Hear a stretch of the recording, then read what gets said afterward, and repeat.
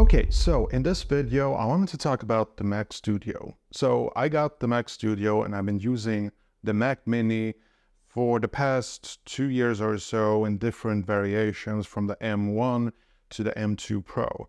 But now I got the Mac Studio M2 Max and I wanted to tell you about it because it's really great. So stick around because we're going to talk about a lot of things that I think that you should know before purchasing this machine. Let's do this. So the first thing I want to mention is that I'm someone who uses a Mac computer mostly for video editing. That's essentially what I mainly use my Mac computers for.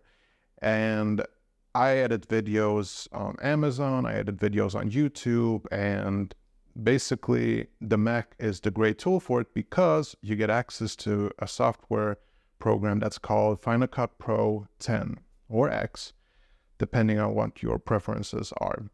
Now, I'm someone who shoots in log. For those of you who don't know what log is, it's a very flat image profile, which means that you can really color correct and color grade your image to look incredible, just like the image that you're watching right now. So for me, essentially, the Mac is a tool and Final Cut Pro is a tool, and obviously the camera is a tool. But the trick is to find the right combination of these tools for your workflow. And the problem that I had with the Mac Mini was the fact that there was no SD card reader in the front.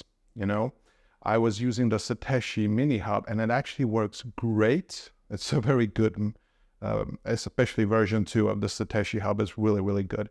And I made a review about it. But in this video, I just wanted to cover the Mac Studio because there was another issue that I had with the Mac Mini. Like, don't get me wrong, like I've been using the Mac Mini for 2 years and it's great, especially performance-wise, it's really, really good. I have no issues with the M1, the M2, or the M2 Pro. But apart from that, and apart from missing an SD card reader in the front, I was also lacking ports, okay? Now, I was using the Satechi Hub and the speeds were excellent, they really were. But I'm someone who likes to have really fast transfer speeds between different disks. And I'm not going to blow a fortune on, a spec'd out Mac Studio or a Mac Mini. Getting something like 8 terabytes would cost me an arm and a leg or two. But with the Mac Studio, what's really good about it is that you have 4 USB-C ports in the back, 2 USB-C ports in the front, and 2 USB-A ports in the back as well, which means that I can connect a lot of external SSDs. And for those of you who are thinking, well, that's great using something like a Samsung T7 SSD, but the speeds on that thing is not that great. Well, that's true, but you can get something like a Satechi NVMe. Basically, it's like an enclosure, an SSD enclosure. You put in an M2 SSD and it just works beautiful. You get really good performance. You get something like 3000 megabytes per second, and it's just awesome. Now, the experience of having the Mac Studio, and I've only been using this for about a week or so, is that the performance is fantastic. The M2 Max definitely delivers. I really like it.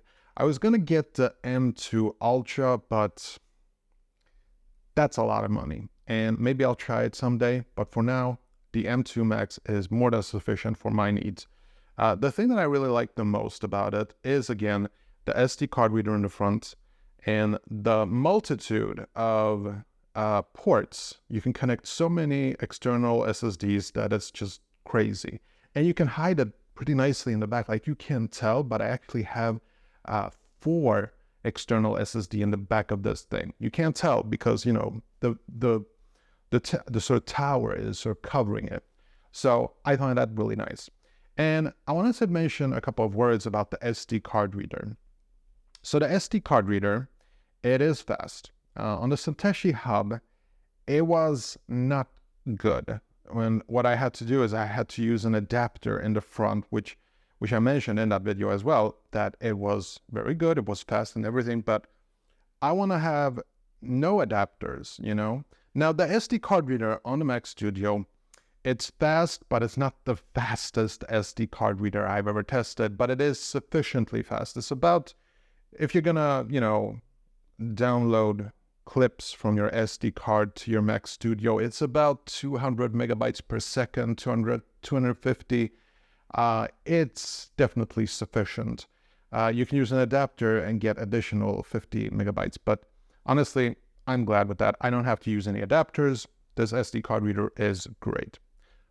Apple, if you're listening, it would have been nice to have a micro SD card reader, but I'm not going to complain. This is a great machine. The fans are pretty big in this thing, and I haven't heard them once, and I've been doing some heavy editing for the past week, and it's feels like a fanless machine, to be honest. It doesn't get hot, and the performance is great. Like, I don't want to bore you with the details, but when you're exporting or importing or doing some kind of graphic GPU intense tasks in Final Cut Pro, the Mac Studio just handles it like a champ. And I'm working usually with 4K log 10-bit files. I'm not into ProRes, not a fan of that, but works great for that purpose. Now, this machine, I'd say, is mostly for creative content creators, people who work with photo editing, video editing. It's not for gaming. I'm sure that there are some people who have used the Mac Studio for gaming and done pretty well. But honestly, if you're going to game, just get a spec'd out gaming PC. The Mac Studio is not for gaming. Now, if you're thinking about the all-round solution, maybe, but I'm 42 years old. I don't care about gaming, not on my computer anyway. I have a Nintendo Switch and an Xbox. That's good enough for my needs. And of course, like I said, the performance is great. RAM, I got 32 gigs of RAM and I can't upgrade it. And a few words about upgradability. There is basically no chance in hell that I can ever upgrade this thing without doing some soldering and some hacking of chips and stuff like that. I am not interested in any of that. So I'm just happy that I can increase my storage using external SSDs. That's all that matters to me, to be completely honest. Now, if you're on the fence about getting the Mac Studio, if you have something like a Mac Mini, I would say that if you have something like the Mac Mini M1 or M2 or M2 Pro, and you're looking for a big performance boost, I would not get it for that purpose. Like, don't get me wrong, there is definitely a significant boost in performance, but if you're using Final Cut Pro, really, honestly, the M1, the original M1 is more than sufficient for most video editing needs. But I suppose that if you're working on bigger projects, if you're working on 8K files, although I don't know anybody using 8K files, the Mac Studio is probably the better one to pick. And also, speaking from a perspective of, having future-proofed computers, like, I'm convinced that this machine will last me a couple of years, although I might try the M2 Ultra or M4 Ultra. I suppose that the next one will have. That will be something. But for now, I think that the M2 Mac Studio is perfectly sufficient for my needs. Anyway, that's all I have for today. I hope you enjoyed this little review of the Mac Studio, and hopefully I'll see you in the next one. Take care. Bye.